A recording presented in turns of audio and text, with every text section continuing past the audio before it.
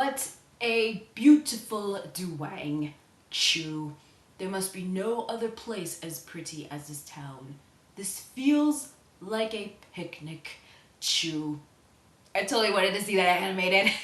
Welcome to my review of Jojo's Bizarre Adventure Diamond Unbreakable Episode 21, Part 1 of Yoshikage Kira Just Wants to Live Quietly. This episode is a villain-centric one, which focuses on the main villain himself of Part 4, Yoshikage Kira, where we see him follow his everyday routine in his peaceful, nice little life.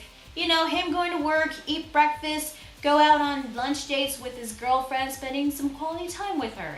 And when I mean his girlfriend, I mean the severed hand of a girl that he murdered. Yeah, Kira in this episode is pretty fucked up. In fact, in this one scene when he was in the bakery to pick out a sandwich for his lunch, he brought the severed hand with him, which he was talking to it, how nobody heard him, which sounded like he was talking to himself. I have no idea. But it gets creepier when he brought out the hand from his jacket and then used it to touch the katsu sandwich, stroking it, and it even like poked through the wrapping and had some sauce over its fingers. How did nobody notice this? Granted, he is behind everyone, and I guess the hand is like out of people's line of sight, but there's a possibility that some person might just be walking behind him, walking past by, and they might see the hand out in public. And if the person noticed, they'd probably be going, what the fuck, you know? But no, Kira, he gets away with it. But what's more fucked up is that when the fingers had the sauce, he licks the sauce off the fingers. And that's fucking disgusting. Seriously, I don't know what's worse, Rohan licking the dead spider or Kira licking sauce off the fingers of a severed hand from a dead woman that he murdered. I mean, it wasn't even 5 minutes in and Kira creeped the ever-living crap out of me. Like, goddamn it, Kira. So afterwards, he has his lunch out in this nice isolated area in the park where nobody would catch him. And he was eating a sandwich which was on top of the severed hand that he was holding. What the fuck? How did he not get sick from the germs that are contaminated from the sandwich? I have no freaking clue. Anyway, he notices that the hand was smelling pretty badly. He tried to spray thinking it would solve the problem, but it's because that the hand was starting to rot, it was starting to get ripe. So he was thinking of breaking up with his girlfriend. We then cut to Josuke and Okuyasu, and we even get the return of Shigechi, who lends them money for their lunch during school break. While Shigechi was writing an IOU notes when he put away his lunch behind him, there was a stray dog that looks at it and took his lunch. And this stray dog was the same one that looked at Kira and noticed his lunch bag, but Kira just stared at it menacingly to scare it away. Well, thank God he didn't kill it, because if it was Dio, he'd probably kick the dog, like he did with Danny. R.I.P. Danny. Shigechi noticed that his lunch was missing, and he sees Kira's lunch bag, mistook it for his own, not questioning why it would be all the way over there, but he paid no mind to it and took it, thinking that it was his own. And Kira was pretty much screwed because the severed hand was inside the lunch bag, and if Shigechi opened it and noticed the hand, he probably would freak out, call the police, and since, you know, Kira's fingerprints were on the ring that he gave to the severed hand, he probably would have been caught after 15 years. Throughout this episode, we see Kira attempting to get his hand back, but his attempts were always thwarted in some way. He did get closer when Shigechi was back in his own school, inside one of the school's storage room where he would eat lunch, but he had to hide inside one of the gym equipments because Josuke and Okuyasu showed up, which was unexpected for Kira because it was led to believe that they were going back to their own school, but they showed up to have lunch with Shigechi. So it seemed that Kira was pretty much screwed, but he noticed a coat hanger next to him and he used it to try to get his lunch bag back. Although, I don't know why he couldn't use his stand to like reach over to the bag and pull it inside. But then again, he didn't know that Josuke, Okuyasu, and Shigechi were stand users, and I guess his like stand aura would be very noticeable, I guess, so he had to use the coat hanger to be much more discreet. Unfortunately, the bag opens and the fingers of the severed hand like nearly pokes out of the bag, which catches Josuke's attention, noticing that something was off, so he reaches over to the bag. But luckily for Kira, Shigechi shows up and stops him from reaching his bag, thinking that he was going to steal his lunch. And luckily for Kira, again, in his second attempt, he successfully got his hand back, which led to Shigechi's accusation on Josuke and Okuyasu of them stealing his lunch, which why would they do that if they have their own lunch? I mean, I know they can be assholes sometimes, but they're not that much of an asshole. So Shigechi, being angry, calls out Harvest to search for his lunch. And Harvest actually did manage to get under the gym equipment that Kira was hiding. They were even climbing on Kira's hands and on the lunch bag, but how did Kira not notice that? We know that he's a stand user, so how did he not feel Harvest like on his hand? But again, luckily for Kira, the gym teacher shows up banging at the door, and Josuke, Okuyasu, and Shigechi, in a panic, gets out of the room and get away. Later on, Kira's now out of the school. It seems that he's going to get away scot-free, but then Shigechi shows up, and he tries to take back his lunch, which isn't really his lunch, which Kira tries to play it off, saying that that was his lunch, but no, Shigechi ain't having that. He knows that's his lunch. So he uses Stand Harvest to retrieve his lunch back, but the bag rips and the hand is now exposed. God fucking damn it, Shigechi. Having no other choices left, Kira is going to kill Shigechi. Now that he knows about the severed hand, and now that he knows about Kira. Now, before, Kira didn't know anything about stands. He always thought that he was the only one who had this power. But after seeing Shigechi's harvest, he now knows about stands, and he now knows that there could be other people like him with the same power, like Shigechi as well. Which leads him to summoning his own stand, Killer Queen, but the Crunchyroll subtitles changed it to Deadly Queen, but it's understandable because of copyright and all that.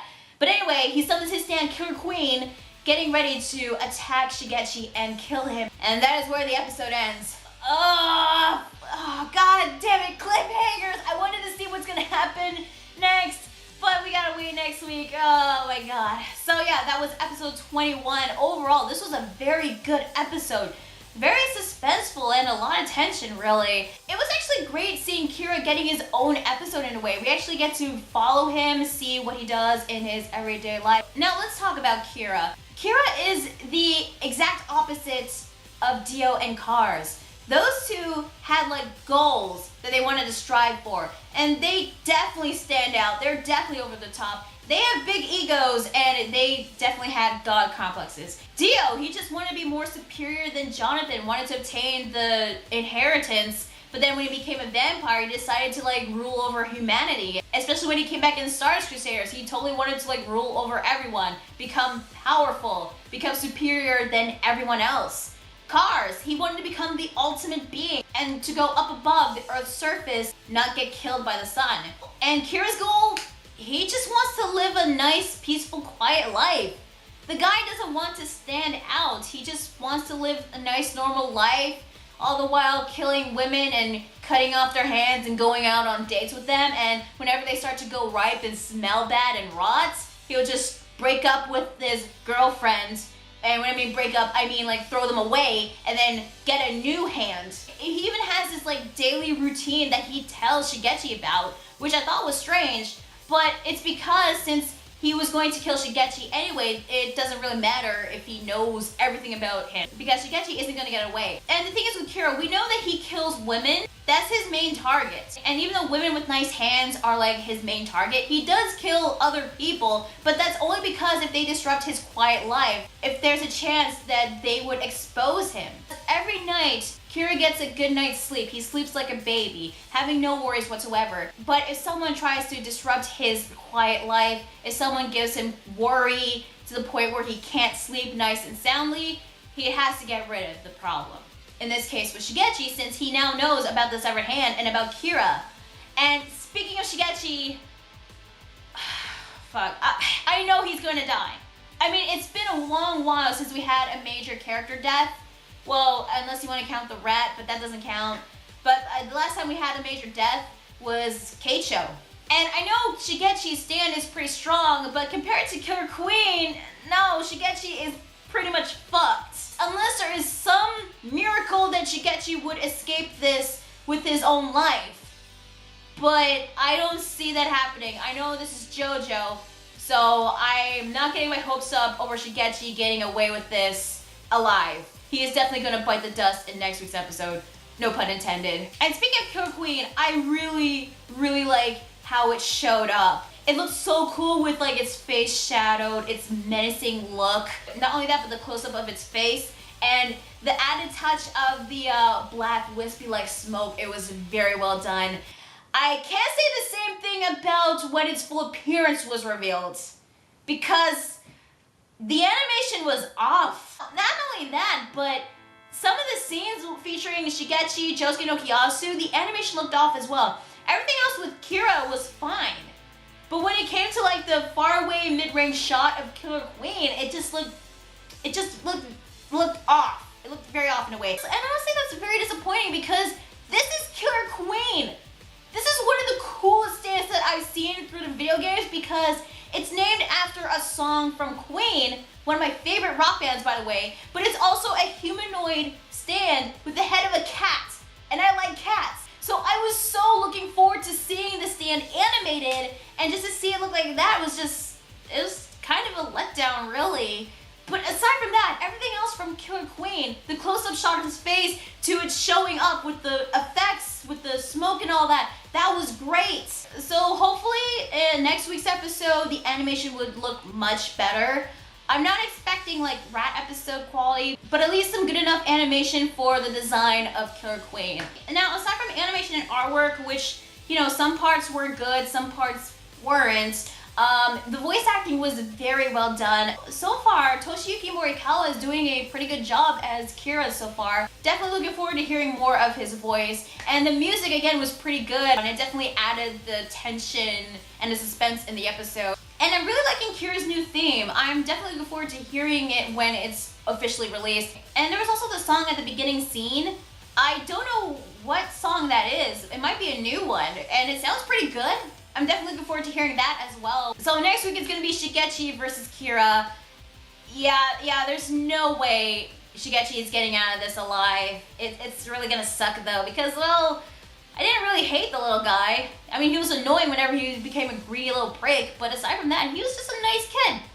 And this kid is gonna die. It's gonna suck, really. So tell me guys, what'd you think of this week's episode of Diamonds Unbreakable? Did you like it? Did you hate it? What did you think of Kira and Killer Queen's debut? And do you think Shigechi is going to escape with his own life, or do you think he's going to bite the dust? Again, no pun intended. Okay, let me know in the comment section down below. Like the video if you like it, subscribe to more videos, and be sure to check out my Facebook fan page and Google+. So yeah, that was JoJo's Bizarre Adventure Diamonds Unbreakable episode 21. Killer Queen next week, in action, with hopefully much better animation, but again, there's still the Blu-rays, but Killer Queen next week, in action. It's gonna be awesome. I'm Response27, and I'll see you guys next time. Later.